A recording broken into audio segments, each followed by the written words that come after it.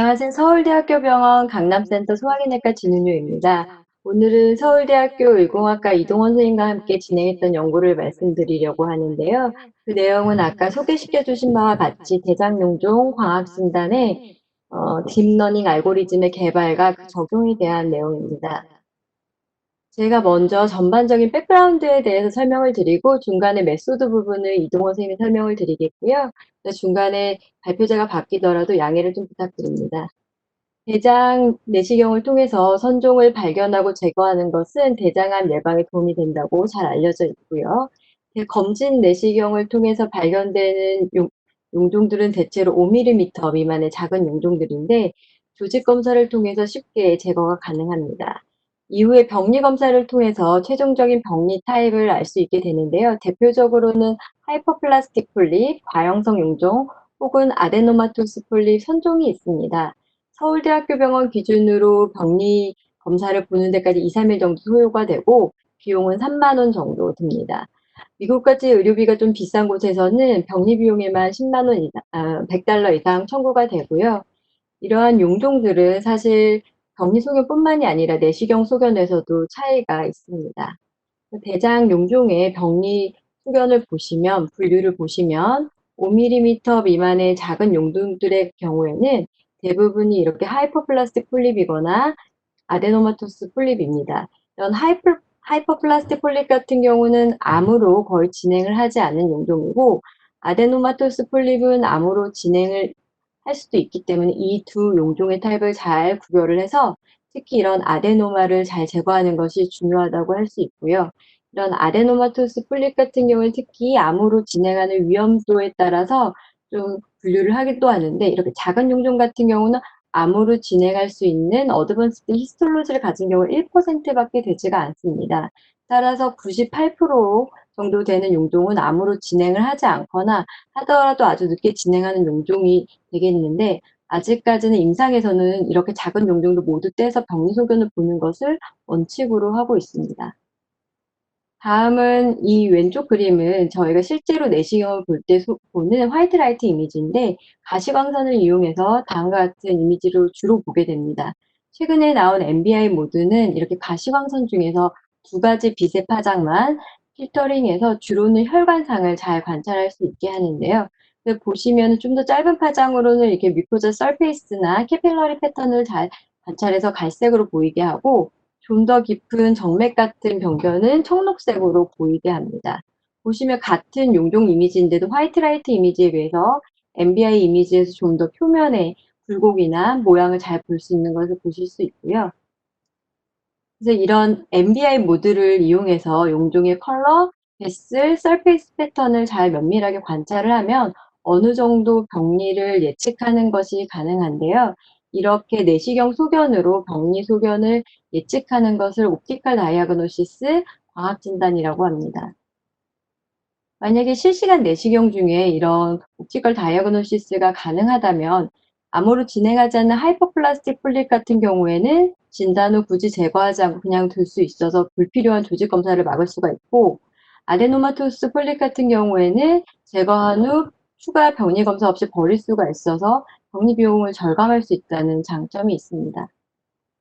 다음에 이제 다양한 용종들에 대한 그런 MBI 이미지인데요. 보시면 왼쪽은 하이퍼플라스틱 폴립, 오른쪽은 아데노마토스 폴립입니다.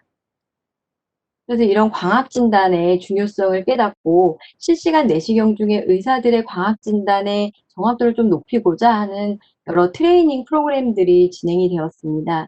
그중 한 가지가 이제 강남센터에서는 강남 레디라고 하는 스터디를 진행을 했었는데요. 15명의 내시경 의사를 대상으로 한 1년 동안 MBI 트레이닝 그리고 피드백을 통해서 만족할 만한 그 정확도의 향상을 보았습니다.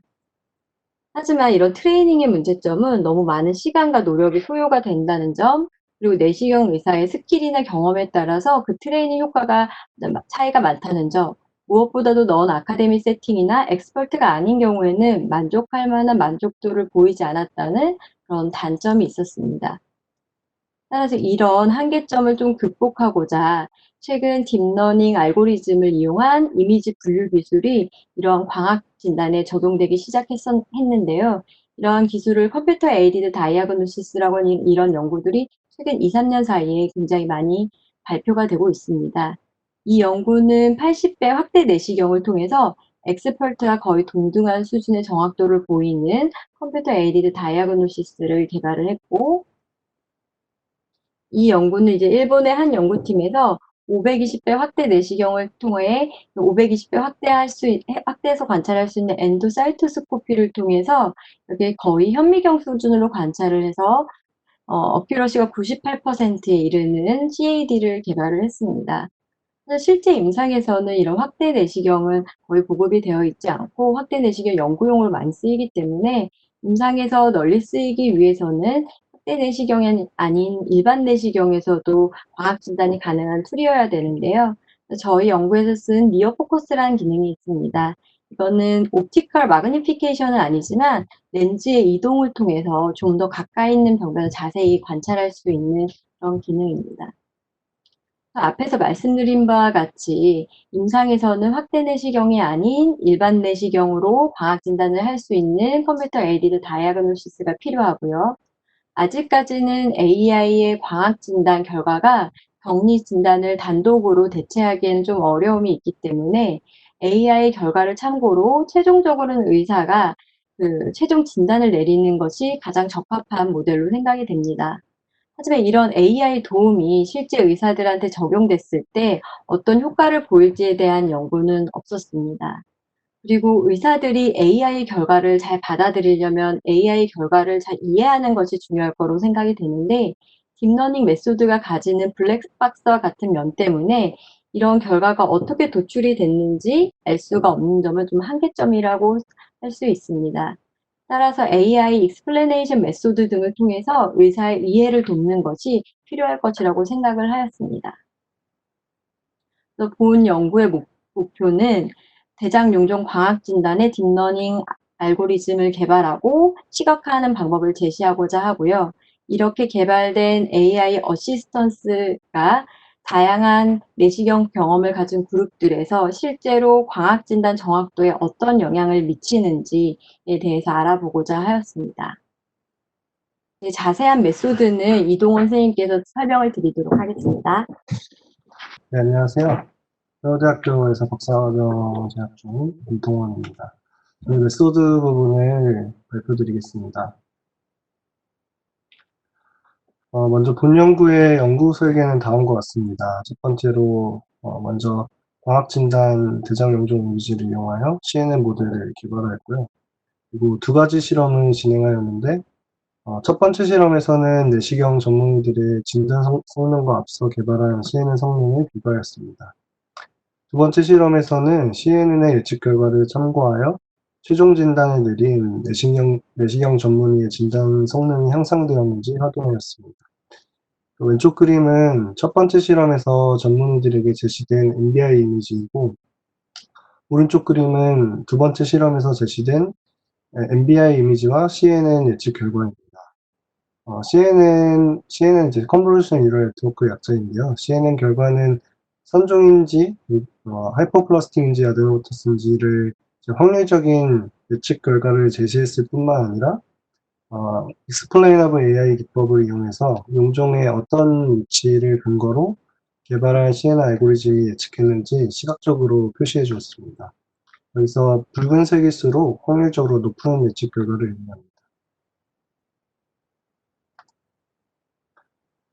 그리고 실험에 참여한 내시경 전문의 선생님들은 총 22명이시고, MBI를 이용한 과학 진단 경험을 기준으로 세 그룹으로 나눠서 실험을 진행하였습니다.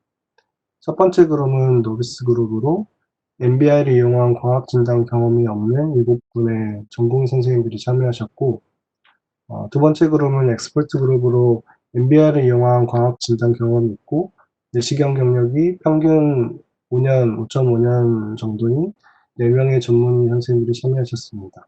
마지막으로 세 번째 그룹은 MBI를 이용한 과학 진단 교육을 이수하였고 내시경 경력이 평균 13년인 11명의 전문 선생님들께서 참여하셨습니다.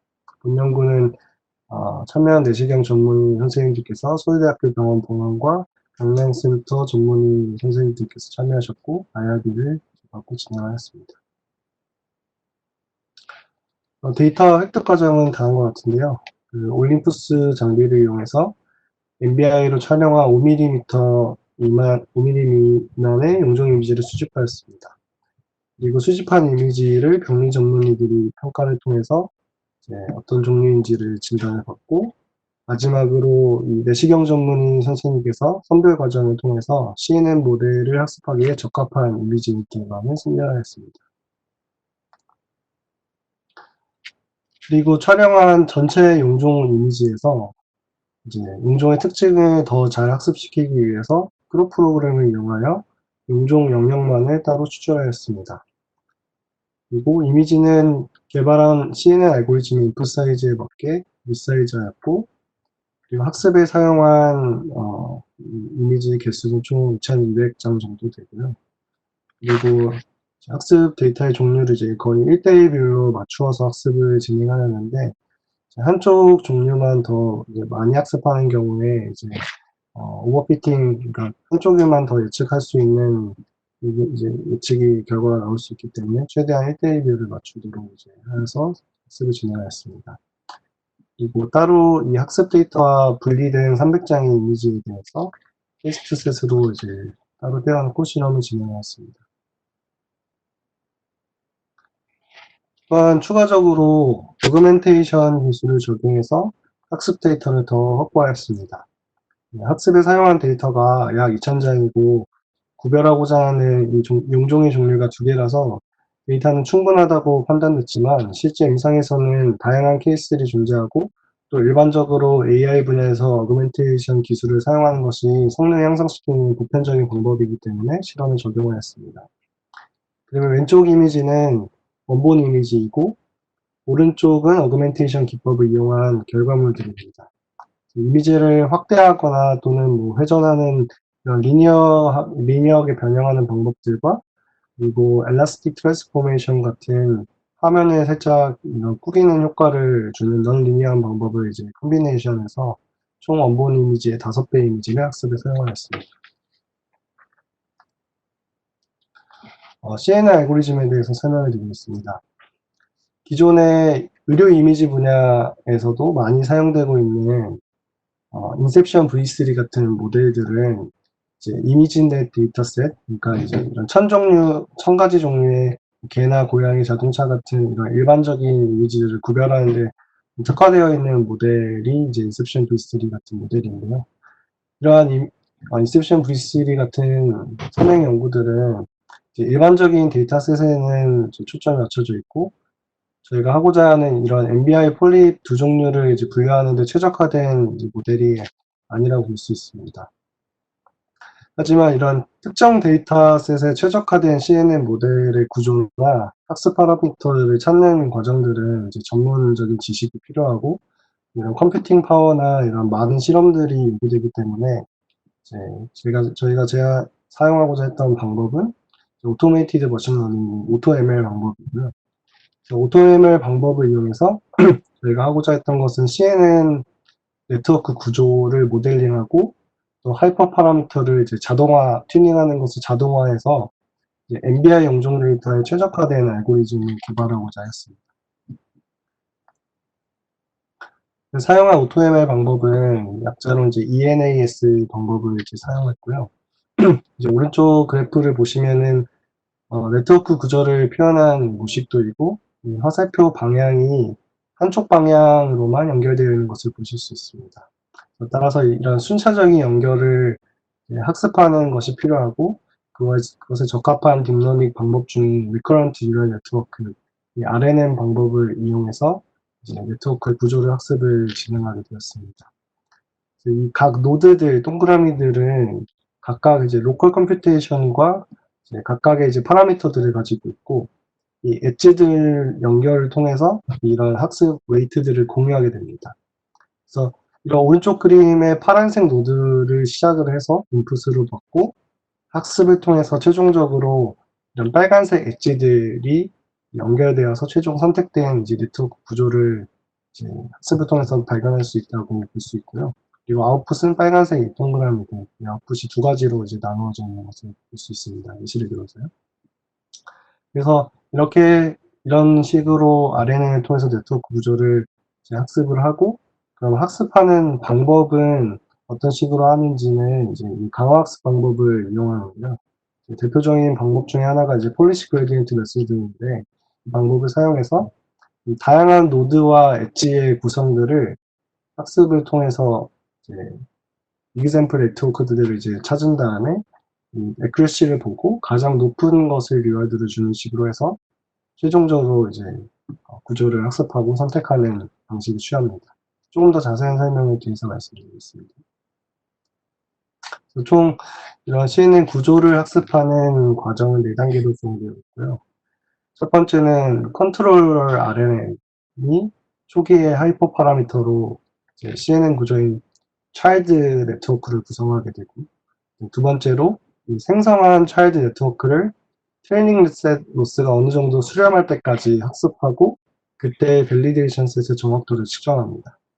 그 다음으로 이렇게 생성한 여러 개의 차일드 네트워크 중에서 밸리데이션 셋 정확도가 가장 높은 네트워크를 선택한 다음에 그거에 따른 이제 하이퍼 파라미터를 최적화함으로써 네트워크 구조를 이제 학습하는 방법을 취합니다.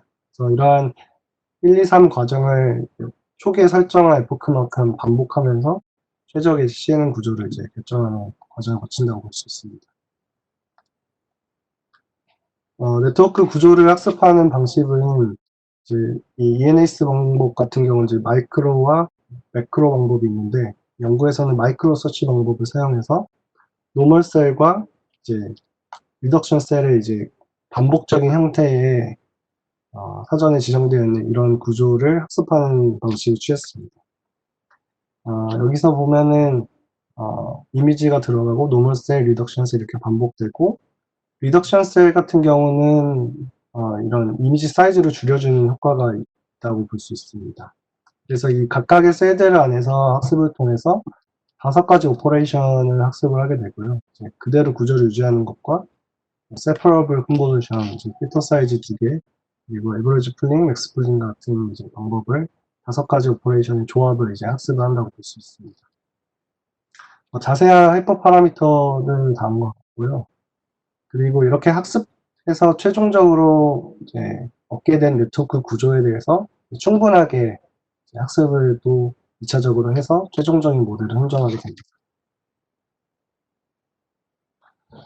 그리고 이제 추가적으로 비주얼라이제이션 하는 기법들도 적용했습니다. 그래서 앞서 말씀드린 Explainable AI의 대표적인 방법인 그래드캠 방법을 적용했고, 또 추가적으로 TSNA 방법을 테스트 데이터셋에 적용해서 예측하고자 하는 용종 이미지의 이런 고차원 피처 벡터를 2차원 플러스로 엠비딩해서 예측을 잘 하는지 또한 시각적으로 확인하였습니다. 사용한 이런 하드웨어, 소프트웨어 스펙은 다음과 같습니다. 그리고 이제 학습한 CNN을 이용해서 내시경 전문 선생님들이 참여한 실험은 다음과 같이 진행했습니다.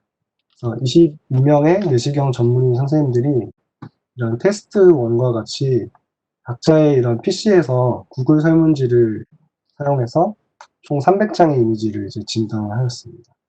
많은 양의 이미지를 한 번에 진단하면 이제 집중력이 좀 떨어질 수 있고, 이렇게 되면 또 진단 정확도에 영향을 줄 수 있기 때문에 150장씩 2번 나누어서 진단을 했고, 중간에 이제 원하는 만큼 휴식을 취한 후에 다음번 또 진단할 수 있도록 설계를 했습니다.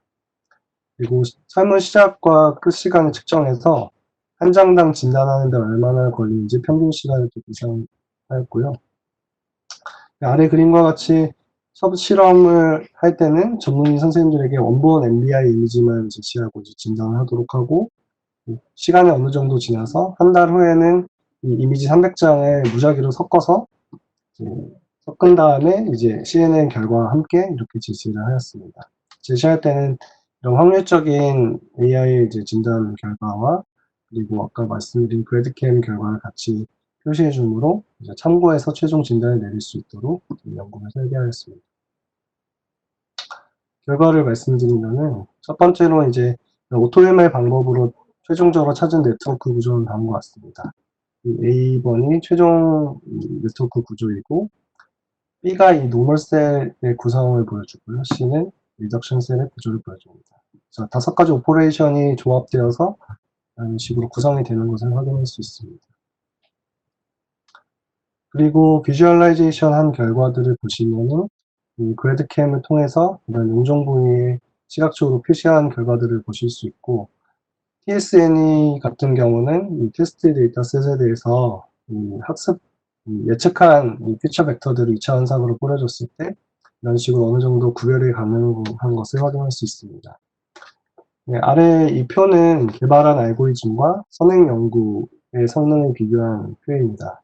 앞서 이 MBI 이미지에 대해서도 리섹션 V3를 선행 연구에서 사용한 케이스들이 몇 건 있었는데, 이러한 선행 연구와 결과를 성능을 비교하기 위해서 300장 이미지에 대해서 이제 성능을 이러한 매트릭을 이용해서 이제 성능을 비교하였고, 최종적으로 이 학습을 통해서 찾은 네트워크의 오그멘테이션을 사용했을 때 가장 높은 성능을 보였음을 이제 확인할 수 있었습니다.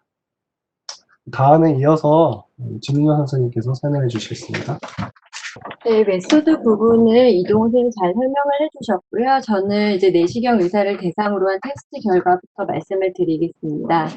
보시면 저희가 개발한 알고리즘을 가지고 테스트를 2번을 통해서 의사들의 광학진단 정확도가 어떻게 변하는지를 보았는데요. 이게 이제 메인 그 피규어입니다. 보시면은 내시경 의사의 그 내시경 경력에 따라서 2년 미만의 노바이스, 그리고 내시경 전문의, 그리고 내시경 MBI 트레이닝을 1년 이상 받은 MBI 트레인드 엑스퍼트 그룹으로 나누었고요. 이 빨간 점선 같은 경우는 저희가 개발한 알고리즘의 정확도입니다. 이 왼쪽의 점 같은 경우에는 AI 도움 없이 광학 진단 내렸을 때의 정확도, 오른쪽의 경우는 AI 도움을 받았을 때 광학 진단의 정확도입니다. 보시면 모든 그룹에서 AI 도움을 받았을 때 광학 진단의 정확도가 높아지는 것을 알 수가 있고, 특히 이렇게 내시경 경험이 짧은 노바이스에서는 그 정확도가 가장 많이 상승해서 엑스퍼트와 큰 차이가 없는 정확도를 보여주었습니다. 2번째로는 선종에 대한 민감도와 특이도를 보았는데, 민감도 같은 경우에는 AI 도움과 상관없이 큰 차이는 보이진 않았고, 그 특이도의 경우에는 AI 도움을 받았을 때 좀 더 높아지는 경향성을 보였습니다. 저희가 용종마다 용종 하나당 걸리는 광학 진단 시간을 측정을 하였는데, 광학 진단에 걸리는 시간이 길어지면 아무래도 총 검사 시간이 길어지고 내시경 의사 입장에서 약간 부담이 될 수가 있습니다. 근데 저희가 AI 도움을 받았을 때 광학 진단에 소요되는 시간이 짧아지는 것을 확인을 하였고, 특히 MBI에 좀 익숙한 의사들일수록 그 시간이 단축되는 효과가 더 큰 것을 확인을 할 수 있었습니다. 다음은 이제 의사들을 대상으로 교육에 관한 연구들을 좀 진행할 때 보면 사람마다 너무 그 교육의 효과가 틀리다는 점을 알 수가 있었는데요. 이번 AI 연구를 진행하면서도 아마도 이런 AI를 받아들이는데 그런 의사의 개별적인 특성이 영향을 미치지 않을까라는 생각을 해서 추가 설문을 진행하게 되었습니다. 그릿이라는 지표인데, 이것은 어떠한 목표를 달성하기 위한 열정, 끈기 이런 것을 나타내는 지표입니다. 아무래도 이렇게 그런 목표를 이루고자 하는 그런 성향이 있는 의사들이라면 좀 더 AI를 잘 받아들이지 않을까라는 생각을 하게 되었는데요. 12가지 항목으로 된 비교적 간단한 설문이고요. 흥미롭게도 그릿 점수는 AI 도움을 받은 광학 진단의 정확도와 관련이 있었습니다. 그래서 그릿 점수가 높을수록 AI를 좀 더 잘 받아들여서 광학 진단의 정확도가 높아지는 것을 확인을 하였습니다. 결론을 말씀을 드리면 저희가 그 비주얼 익스플레네이션을 포함한 AI 어시스턴스 모델을 개발을 했고, 이러한 어시스턴스를 받은 의사들의 광학 진단도는 모두 올랐는데, 그중에서 내시경 경험이 비교적 짧은 노바이스에서 가장 효과가 커서 의사들 간의 격차를 줄여주었다는 점이 의미가 있었고, 2번째로는 엑스퍼트에서는 진단에 소요되는 시간을 단축시켜 주어서 이러한 면이 실제로 이 개발된 AI 시스템이 임상에서도 효과를 보일 수 있다는 것을 보여준 첫 번째 연구라고 할 수 있습니다. 임상에서는 다음과 같이 쓸 수 있을 것 같은데요. 별도의 모니터에 다음과 같이 ROI 박스 내에 폴립을 캡처를 하면 아까 보여주신 방식과 같이 히트맵으로 진단의 근거가 되는 부분을 제시하고 AI가 진단한 병리 소견과 컨피던스 레벨을 좀 보여줌으로써 궁극적으로는 의사가 광학 진단을 내리는 데 도움이 될 수 있도록 하는 것이고요. 기술적인 측면에서 저희 연구의 중요성은 오토 ML 방법의 하나인 이나스 방법을 이용해서 기존의 CNN 방식에 비해서 더 높은 정확도를 보이면서도 더 짧은 시간 내에 진단을 내릴 수 있도록 하였는데, 이것은 이 기술이 실시간 내시경에 적용되기 위해서 가장 중요한 요소라고 할 수 있습니다. 또 의사들이 이 결과를 좀 신뢰하고 믿을 수 있도록 비주얼 익스플레네이션 방법을 적용하였던 점은 이전 연구들과 좀 차별되는 점이라고 말씀드릴 수 있겠습니다. 그래서 저희가 개발한 AI 어시스턴스 시스템으로 실제로 의사들의 광학 진단도의 정확도를 높였을 뿐만이 아니라 의사들 간의 실력의 격차를 좀 줄여주었고, 이런 시스템이 실제로 임상에서 적용이 되어서 만약 병리를 대체할 수 있다면 아마도 의료 비용을 좀 절감하는 데 큰 도움이 되지 않을까라고 기대합니다. 저희가 시행했던 연구는 가스트로엔테롤로지의 6월 호에 개재 예정이고요. 경청해 주셔서 감사합니다.